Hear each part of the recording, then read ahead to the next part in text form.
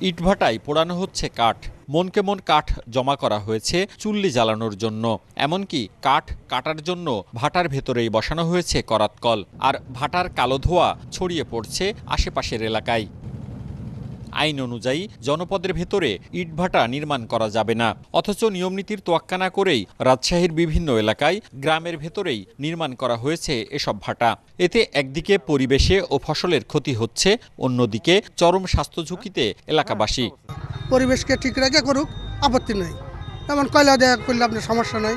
আপনি ধোঁয়া, এটা দূষিত, পরিবেশ দূষিত হচ্ছে। ফসলের মাথায় ডোগায় ছাতা ধরে। পরিবেশবাদীদের ভাষ্য, মোটা অঙ্কের টাকা দিয়ে প্রশাসন ও রাজনৈতিক নেতারা ম্যানেজ হওয়ায় বন্ধ হয় না অবৈধ ব্যবসা।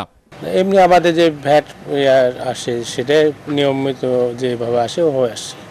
শুধু ভ্যাট? হ্যাঁ। ফায়ার লাইসেন্স, পরিবেশ থেকে কিছু কাগজপাতি আছে, ভ্যাটের কাগজপাতি আছে, তারপরে ট্রেড লাইসেন্স আছে। কোটি কোটি টাকার একটা অবৈধ লেনদেন রয়েছে বলে আমি মনে করি।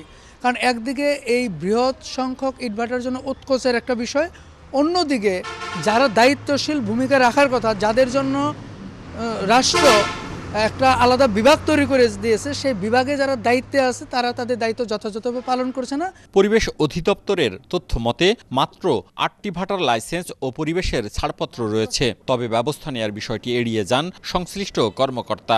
বন্ধ ছিল, তারপর আবার 23 থেকে আমরা 8টা ছাড়পত্র নবায়ন দিয়েছি। পরিবেশ অধিদপ্তরের তথ্য মতে কাগজে কলমে ইটভাটা রয়েছে 130টি, বাস্তবে তা অন্তত 200।